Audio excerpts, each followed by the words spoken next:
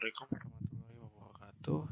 Perkenalkan, kami dari kelompok 11 dengan nama anggota Muhammad Fakih Maskuri, Retno Setianingrum, dan yang terakhir adalah Ahmad Fauzi. Dengan judul Analisis Leverage, Operasi, dan Leverage Keuangan. Definisi dan tujuan. Definisi leverage adalah penggunaan aset dan sumber dana atau source of fund oleh perusahaan yang memiliki biaya tetap, beban tetap, dengan maksud agar meningkatkan keuntungan potensial pemegang saham.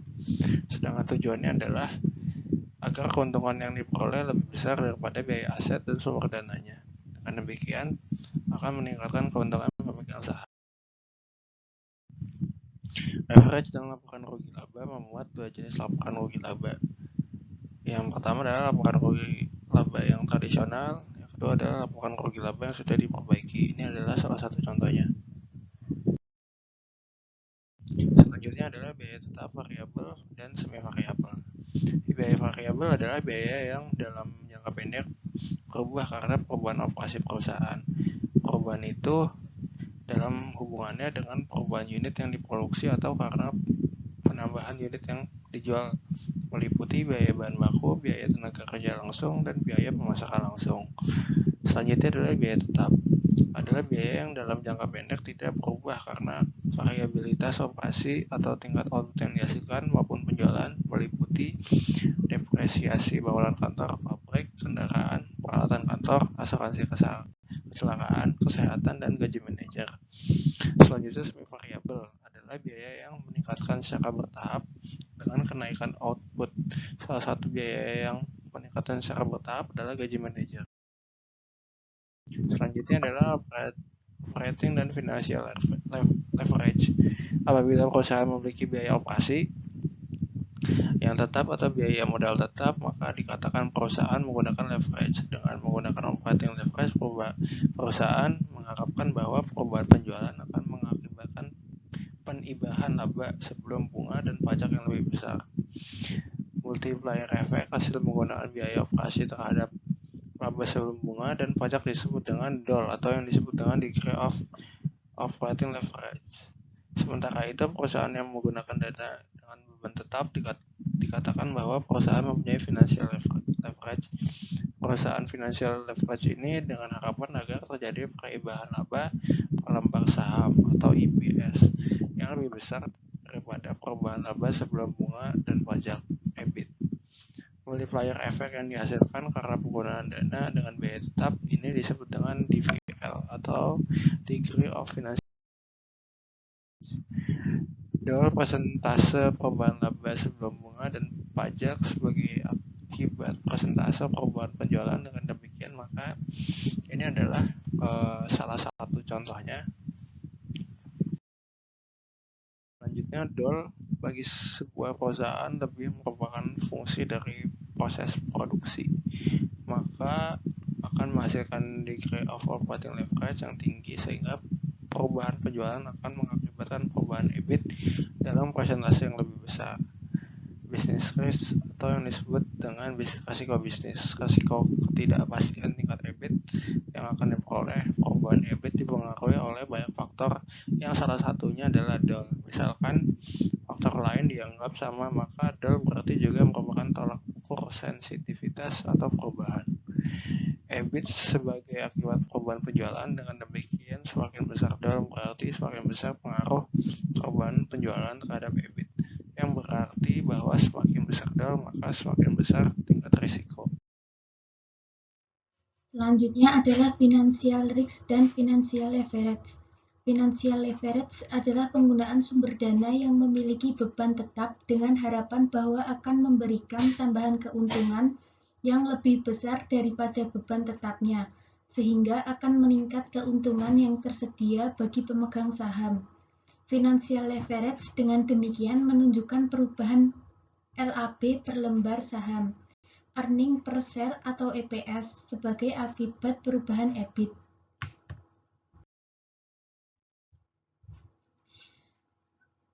Pada gambar tersebut, garis A menunjukkan financial leverage perusahaan yang menggunakan 100% saham biasa untuk memenuhi kebutuhan dananya dan tampak bahwa setiap persentase perubahan EBIT akan mengakibatkan presentase perubahan EPS yang sama. Pada garis B menunjukkan perusahaan yang menggunakan utang sumber dana lain dengan beban tetap. Nah, koefisien arah garis B lebih besar daripada garis A. Itu berarti bahwa presentase perubahan EPS lebih responsif terhadap perubahan EBIT.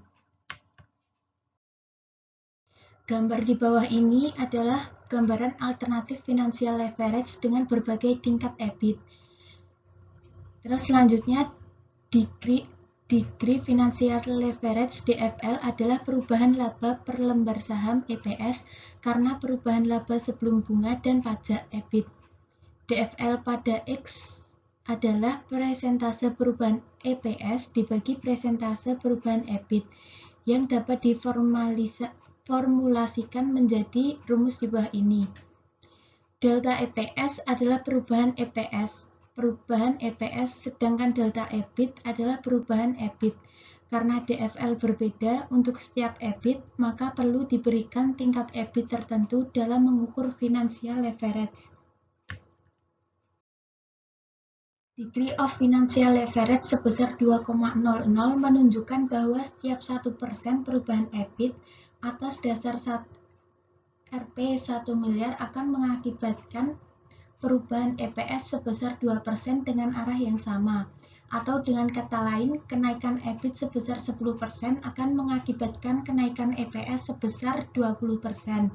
Dan sebaliknya, penurunan EBIT sebesar 10% akan mengakibatkan adanya penurunan EPS sebesar 20%.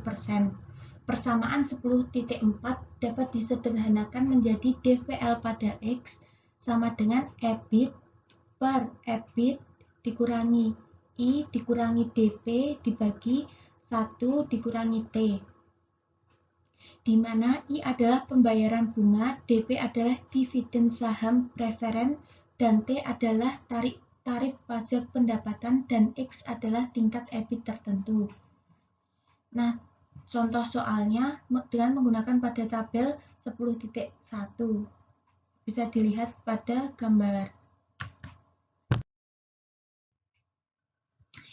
Financial leverage perusahaan menunjukkan tingkat variabilitas EPS karena ketidakpastian EBIT atau DVL mengukur kepekaan EPS terhadap perubahan EBIT. Financial risk adalah variabilitas laba yang akan diterima pemegang saham, dan financial leverage merupakan salah satu faktor yang mempengaruhi risiko finansial. Penggunaan financial leverage yang makin tinggi mengakibatkan biaya modal tetapnya tinggi, dan perusahaan harus berusaha agar memperoleh tambahan EBIT yang lebih tinggi daripada biaya tetapnya. Penggunaan financial leverage yang makin tinggi mengakibatkan risiko finansial juga meningkat. Dengan demikian, semakin tinggi DFL, maka akan semakin tinggi pula risiko finansialnya, financial risk. Berbagai rasio finansial dapat dipergunakan untuk mengukur risiko dalam hubungannya dengan perusahaan yang menggunakan leverage dalam struktur modalnya. Misalnya total debt to total assets ratio, debt to equity ratio, times interest earned ratio, dan fixed charge coverage ratio. Combined leverage dan overall risk.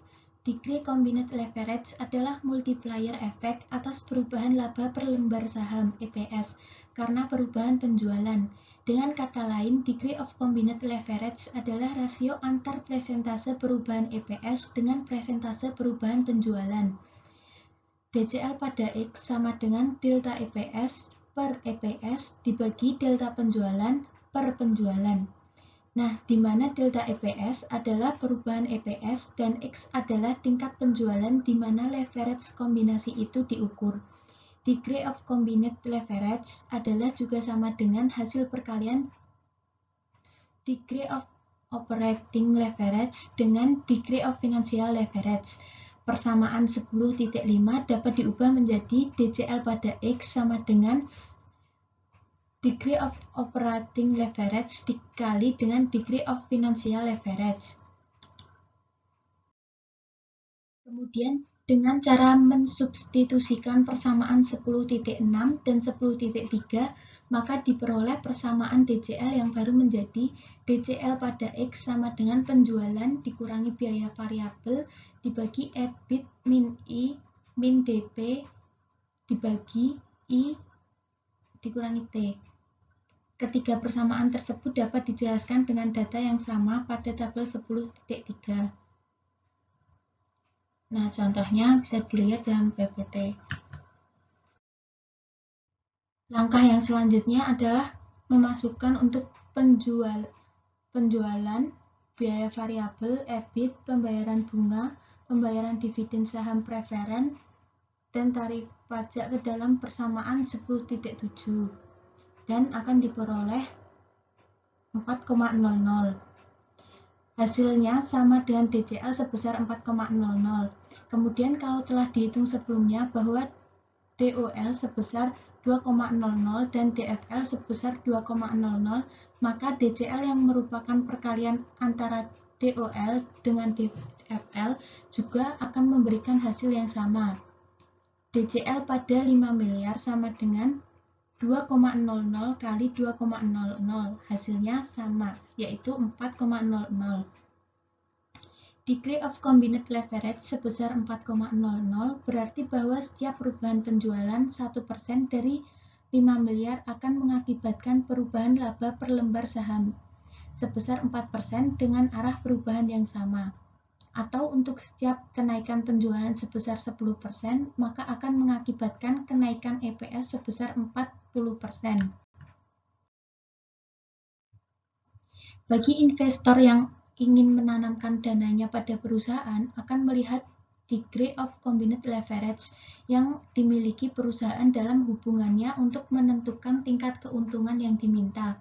Apabila DCL tinggi, berarti risiko perusahaan secara keseluruhan juga tinggi, maka investor juga akan meminta tingkat keuntungan yang tinggi pula. Dengan kata lain, perusahaan yang menggunakan excessive leverage akan menanggung beban tetap yang lebih tinggi pula. Kemudian beban tetap yang lebih tinggi ini cenderung akan offset keuntungan karena penggunaan leverage, dan akhirnya penggunaan leverage yang excessive akan menyebabkan harga pasar saham menurun, yang berarti nilai perusahaan juga kemakmuran pemegang saham menurun. Analisis break-even. Analisis break-even juga digunakan untuk mengevaluasi profitabilitas keuangan perusahaan yang baru dan produk baru. Di samping itu, analisis break-even ini merupakan alat analisis untuk mengukur pengaruh perubahan harga, biaya tetap, dan biaya variabel terhadap tingkat output yang harus dicapai sebelum perusahaan memperoleh keuntungan operasi. Analisis break-even ini dapat dilakukan dengan metode grafik maupun secara aljabar. Metode grafik seperti contoh pada 10.3 merupakan contoh analisa pulang pokok yang linier. Biaya dan pendapatan diukur dalam rupiah digambarkan dalam sumbu vertikal, sedangkan output yang diukur dalam satuan unit digambarkan dalam sumbu horizontal. Total pendapatan adalah fungsi dari harga jual dan unit output yang dijual. Biaya tetap F adalah biaya yang tidak berubah secara langsung karena perubahan output, sedangkan biaya variabel F adalah biaya yang secara langsung berubah karena perubahan tingkat output.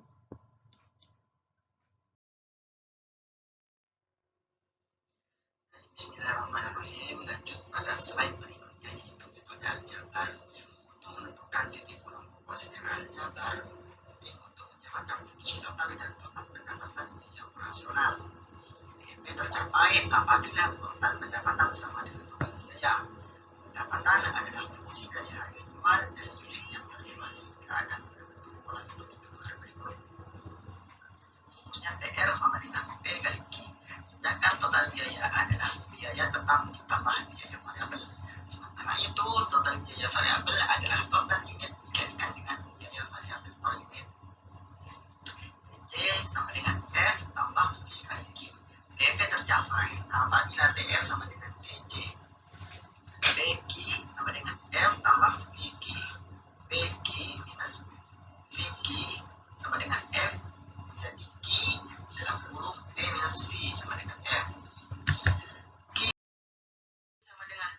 dibagi P minus V, di mana P adalah harga jual per unit, V adalah biaya variabel per unit, F adalah biaya tetap dan selisih harga jual per unit dengan biaya variabel per unit dalam kurung P minus V, sering disebut dengan contribution margin per unit. Contribution margin ini atau contribution to fixed cost mengukur seberapa besar sumbangan setiap unit output terhadap biaya tetapnya dan laba operasi, sama dengan biaya tetap dibagi dengan contribution margin per unit.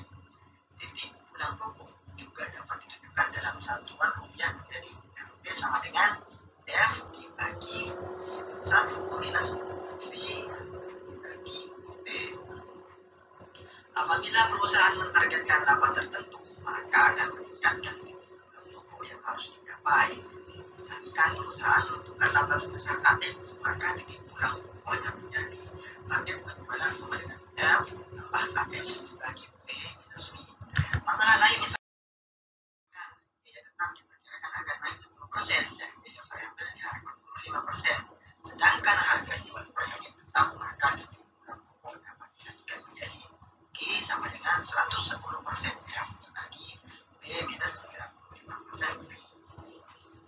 Sebagai contoh, misalkan PT SDB yang mengolah produk dengan biaya variabel per unit sebesar 1.500, sedangkan harga jual per unit 2.500 dan biaya tetapnya sebesar 1 miliar, maka titik pulang pokok dicapai pada tingkat output G sama dengan 1 miliar dibagi 2.500 minus 1.500, maka hasilnya 1 juta unit. Andaikan harga jual per unit naik menjadi 2.350 dan biaya variabel turun karena peningkatan efisiensi dalam operasi menjadi 1.250, sedangkan biaya tetapnya meningkat sebesar 200 juta, maka pokok akan dicapai pada tingkat output yang lebih rendah. Perubahan harga jual akan memperbesar koefisien arah total pendapatan, sedang penurunan biaya variabel menurunkan koefisien arah total biaya secara grafik seperti gambar 10 di tingkat berikut. Nah, G sama dengan 1,200 juta bagi 2.750 minus 1.250, hasilnya jadi 800 unit. Karena kenaikan biaya tetapnya 20% lebih kecil daripada kenaikan contribution margin 50%, maka titik pulang pokok mencapai pada tingkat output yang lebih rendah, yaitu sebesar 800 unit. Selanjutnya, beberapa batasan analisis break-even. Analisis yang telah dibicarakan mempunyai beberapa batasan. Batasan tersebut berupa asumsi yang mendasari model analisis tersebut.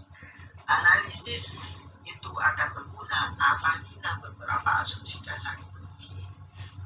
Asumsi tersebut pertama, harga jual dan biaya variabel per unit konstan. Apabila asumsi ini dipenuhi, maka seperti pada gambar 10.3, asumsi ini sering disebut dengan asumsi linearitas dalam praktik fungsi pendapatan dan biaya jenuh bersifat linear. Dalam banyak hal, perusahaan dapat menjual output hanya bila harga jual per unit lebih rendah, sehingga fungsi pendapatan tampak seperti gambar 10.6. Terangkan Q1 break-even point yang ada, Q2 occupancy point dan Q3 break-even point yang tinggi. Dengan konsep non-linear ini, memungkinkan perusahaan memiliki dua titik pulang pokok.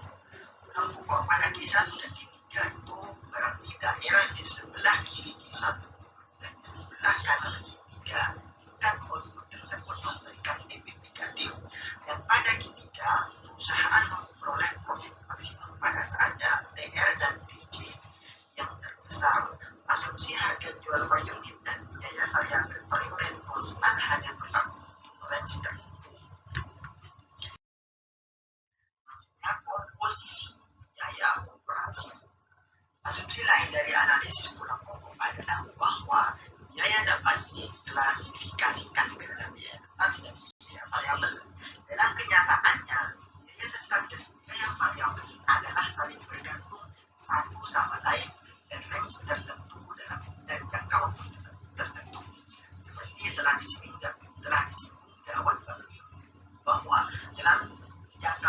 semua biaya bersifat variabel. Di samping itu, ada beberapa biaya yang sebagian berupa biaya tetap dan sebagian lagi variabel.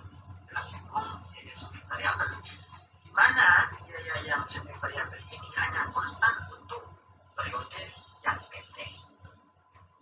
Produk ganda. Analisis pulang pupuk mengasumsikan bahwa perusahaan memproduksi dan tujuan produk tunggal atau kombinasi produk yang konstan atas berbagai produk yang dihasilkan. Titik dalam kenyataannya bahwa perusahaan yang tidak dapat mempertahankan kombinasi produk di jangka panjang, akibatnya alokasi biaya tetap kepada setiap jenis produk menjadi sulit. Terakhir, ketidakpastian. Asumsi dalam analisis adalah bahwa biaya variabel per unit harga jual dan biaya tetap dapat diketahui dengan pasti untuk setiap tingkat pokok dalam pendataannya. Faktor-faktor tersebut adalah penuh ketidakpastian. Dengan demikian, manfaat analisis ulang pokok tergantung atau ketepatan mengestimasikan parameter tersebut. Selain itu, analisis ulang pokok hanya relevan untuk perencanaan jangka pendek. Beberapa biaya seperti biaya penelitian dan pengembangan baru akan dirasakan manfaatnya dalam jangka panjang. Oleh sebab itu, akan sulit memperhitungkan biaya-biaya semacam itu di dalam analisis ulang pokok. Pada analisis break-even dan leverage, dengan menggunakan persamaan ulang pokok yang linear dapat juga dipergunakan untuk menentukan DOL pada tingkat output tertentu. Bila TL sama dengan B kali Q, total biaya variabel DVC sama dengan V kali Q.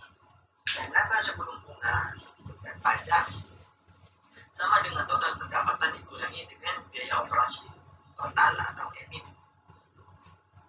sama dengan B kali Q minus F minus V kali Q.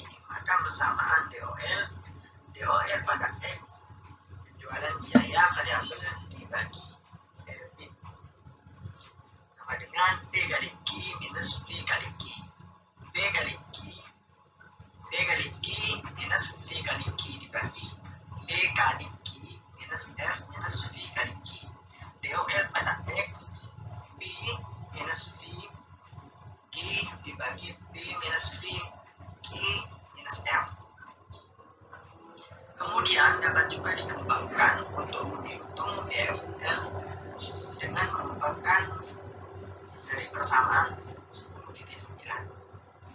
Apabila tidak ada dividen saham preferen yang merupakan pembayaran utang, maka persamaan DFL menjadi DFL pada X sama dengan EBIT dibagi EBIT minus I. DFL pada X, B minus V Q minus F dibagi B minus V Q minus F minus I.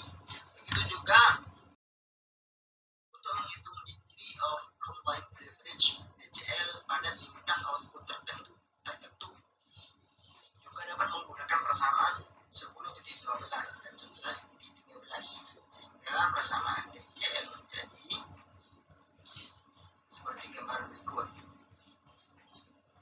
Untuk memberikan gambaran berikut, data sebuah perusahaan dengan dua tingkat penjualan 8.000 unit dan 8.800 unit dan rugi labanya tampak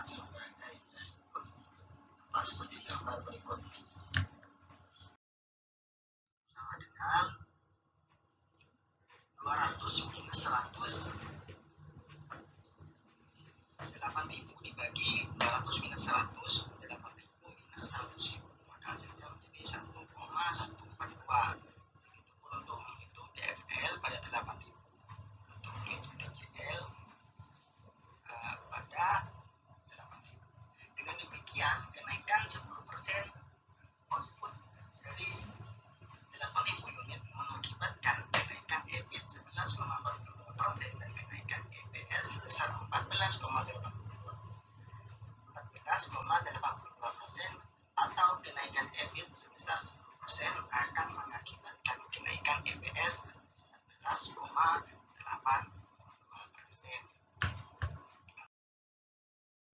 Mungkin hanya itu yang bisa kami sampaikan. ketika